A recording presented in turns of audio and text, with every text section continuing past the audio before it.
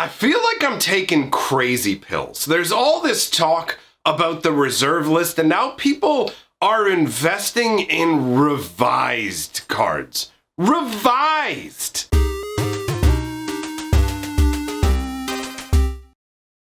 Greetings, owners of fine luxury cardboard rectangles. The weather has changed, and so now I am the hooded one, the hood of truth, here to talk to you about all the insanity going on with the reserve list, man. This seems to be a hot button topic.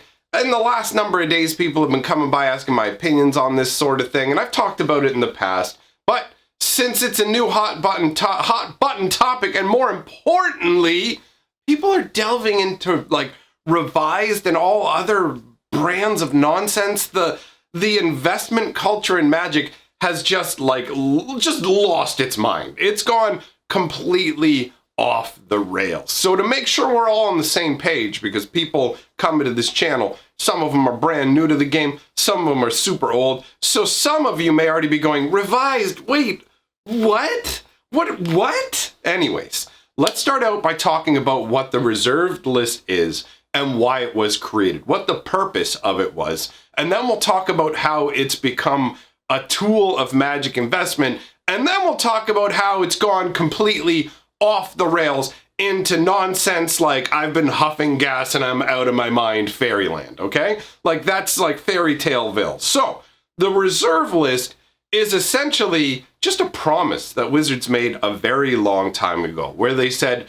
this list of cards, the cards on this list, will never be reprinted, okay? Never, ever be reprinted. Now, there have been some exceptions to that, but let's talk about why the reserve list was created in the first place. Because Magic back then was a completely different beast than it is to what, like, it's changed so much is what I'm trying to say. And just the perception of people individually and overall towards the game. What I'm trying to say is, back in the day, it was a wildly different beast. Magic was new and fragile. Now Magic, strong like a bear. Good luck taking it down. You know what I mean? Like, I thought it would take something like what's going on in the world right now, like some huge society-altering event to take Magic down. Still not enough. I don't know if it would take actual societal collapse to cause the end of Magic. But regardless, Magic is super strong now. It may not be at its strongest, but either way, oh, I hit myself too hard, dude. I ain't Marky Mark, man. I hope that the thump came through in the recording, because if it didn't, I just, like, it's gonna look like I got attacked by somebody. I can already feel 2 bruises forming on my sweet, sweet, innocent body that did not deserve this. I gotta be careful of what I say. Saying phrases like that might be enough for YouTube to be like, let's flag this. I don't know what's going on, but someone take a look at what this man is saying. Anyways, let's return to the reserved list. So, Magic starts out, and there was extreme supply problems. You think supply problems that exist now are a problem?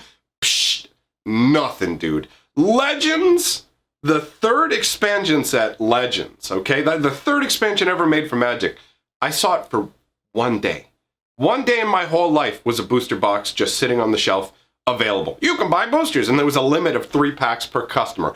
I managed to get 3 packs and got an Elder Dragon Legend. But regardless, Legends and the earlier sets like Arabian Nights and Antiquities, but specifically Legends, were massive choke points for people actually being able to get cards. There were all kinds of awesome cards in Legends that a bunch of people wanted, including the big beefy Elder Dragons. When I opened my Elder Dragon Legend, it was worth $40 at the time.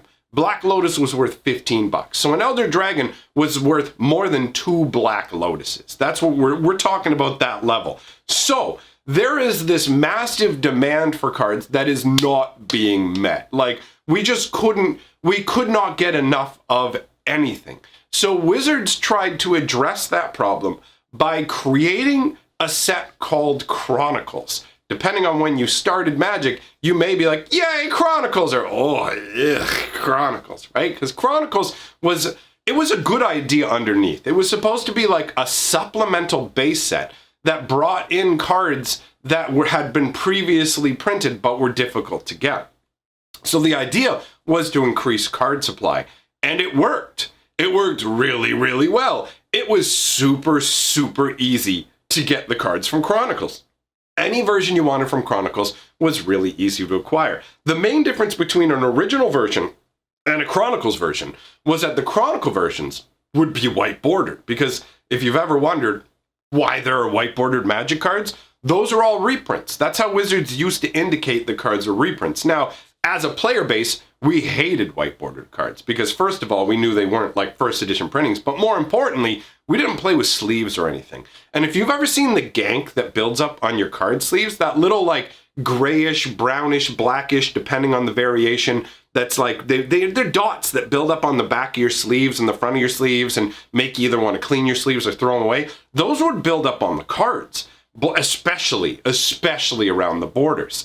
And black border cards hid that pretty well. White border cards ended up looking dirty and gross on top of not being the first printing. So Chronicles was a massive reprint. They printed it so much that the Elder Dragons that I mentioned, $40, Chronicle versions, 50 cents.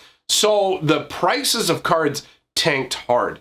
And Magic collectors were very angry. They were like, look, I want these cards to be like super rare and hard to get. You're tanking the value of my cards. You're making them super accessible. So Wizards was worried about collectors just going, you know what, I'm not going to put any more money into your game. Forget it. If you're just going to if you're just going to reprint everything I make into oblivion, then I'm not going to stick with this game. So at that point, Wizards made what ultimately turned out to be an ill-fated decision and created the reserve list, where they said anything on this list will not be reprinted, ever.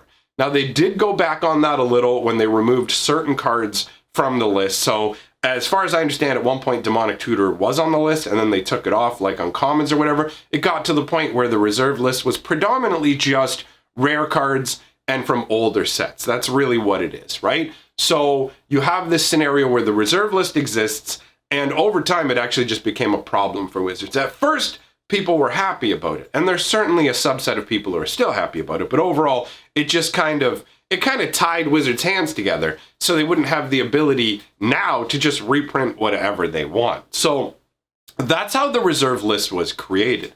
Now, there are different views on the reserve list. There's some people who believe the reserve list is important because what it does is it creates a special class of cards that are hard to acquire and have high monetary value, thus giving Magic sort of a prestigious air, right? Where you're like, wow, look at the value of these cards. And yes, they'll never reprint these, so these cards should theoretically always be of higher value than everyday Magic cards. I mean, if everybody tanks out of Magic and bails, then it's going to be a lot harder to find buyers and sellers for these old pieces, but it could get to the point where even these old pieces trade kind of like old artwork does, where these are super rare pieces that are still worth a lot of money. That is up in the air, right? It's that kind of scenario. But regardless, there's some people who feel like the reserve list is good because it creates that prestige value. And there's some people who believe that if you just allow reprints of everything, that the prices are only going to go up because, oh, when people get new copies of the card, they'll want these older, like earlier versions, and first printings are always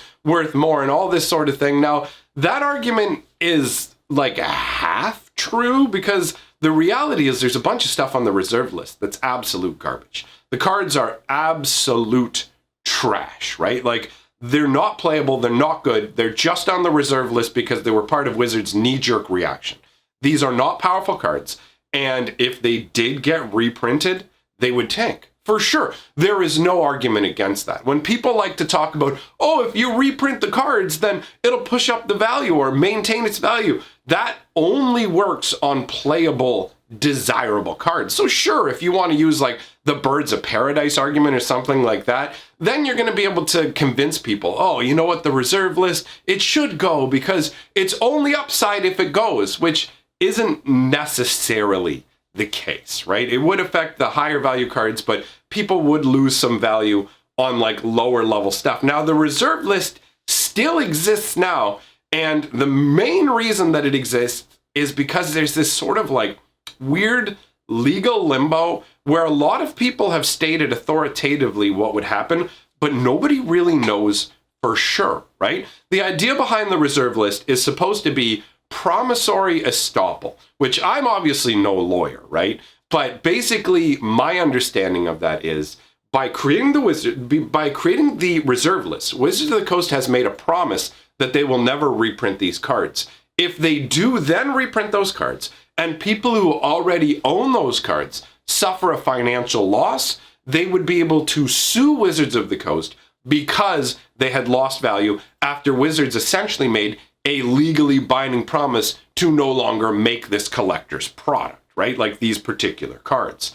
So the question is, really, would this lawsuit, first of all, even come into existence? There are people who are be like, I would definitely sue Wizards. And I mean, at first glance, Magic players are pretty like, I'm going to do this, I'm going to yell to the high heavens, blah, blah, blah. But then they're just like, whatever, I typed my sentence. I'm not actually going to back it up. When it comes to the amount of money people have in the reserved list, though, there could definitely be some people who would step up and be like, yeah, you know what, actually, I am going to sue these guys. So Wizards of the Coast could theoretically be dealing with a large lawsuit if this does happen. And I mean large in terms of financial value, you know what I mean?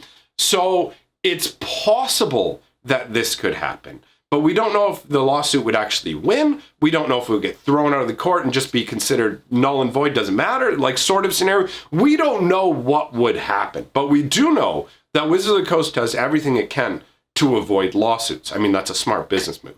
Making sure you don't have, like, even if you win a lawsuit, right, you still had to pay for your lawyers. And then you have to try and get your money back from the person who took you to court and all this stuff. There's all these costs involved, and you're probably not going to be able to recover it all. So it's not good business sense for Wizards of the Coast to get embroiled in lawsuits, especially since they're going to have to use Papa Hasbro's lawyers for that. And then Hasbro's going to be like, what are you doing? Like, we've seen Wizards deal with a number of lawsuits, and they pretty much always end in, let's get rid of whatever might cause a lawsuit. That's why there's no more judge program. That's why Mythic Edition isn't a thing anymore, in my opinion, because they got sued over it. There's a class action lawsuit making its way through the courts right now.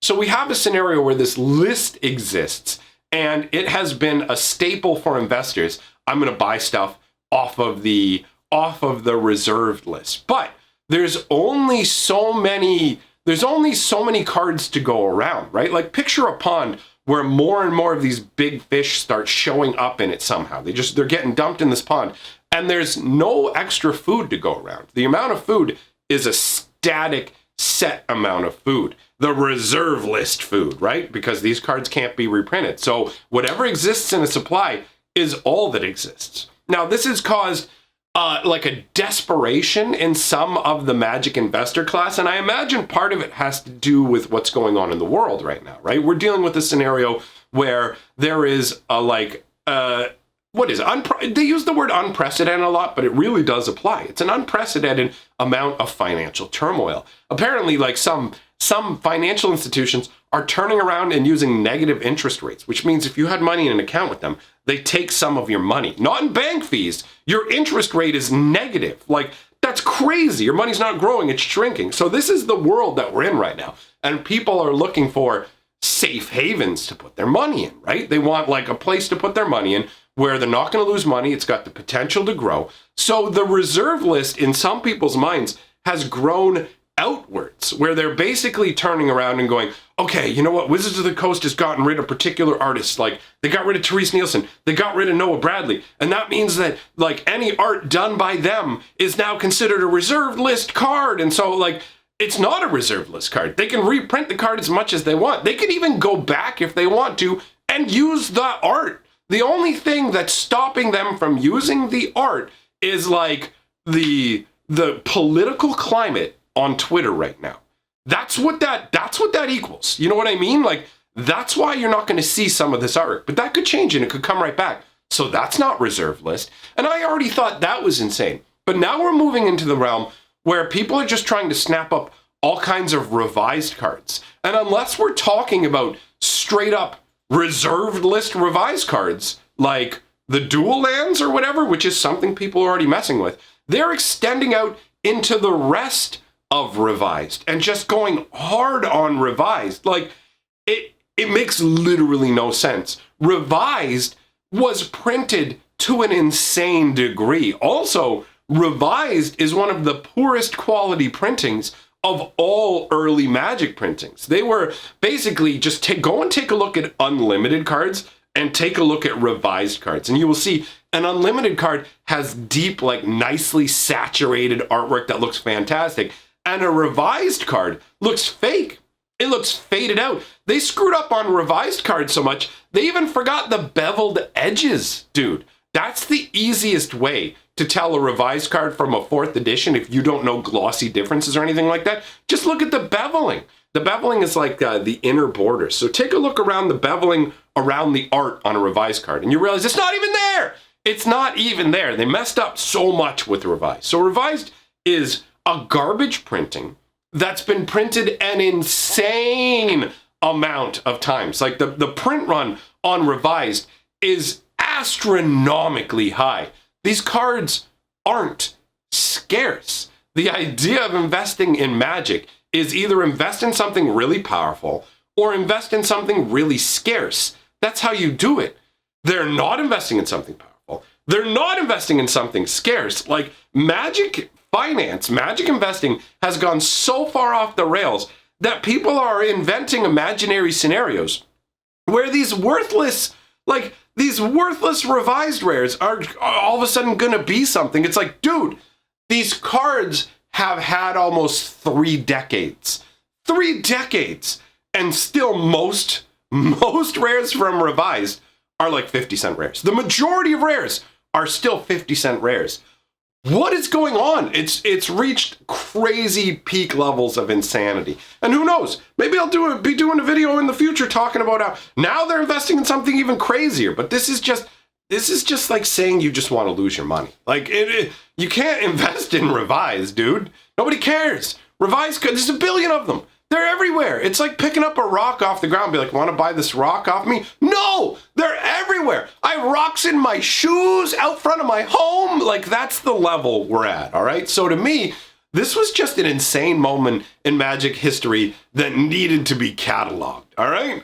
That all out of the way, there is going to be a glorious lore video dropping this weekend on my channel, Fantasy Geographic, which is where I drop all my Magic lore. The Patreons over there already have access to it. So anybody who's on Fantasy Geographic Patreon can go and watch it right now. But for everybody else, it releases tomorrow afternoon. You're definitely going to want to check it out. It's fantastic. So head on over there. Let me know what you think about this video, the reserve list, all that stuff down in the comments below, my friends. If you like what I'm doing here, like, comment, subscribe. It's all great for the channel. If you love what I'm doing, jump on my Patreon for this channel. And that's it. That's everything I have to say. So thanks for coming by. I will see you all tomorrow.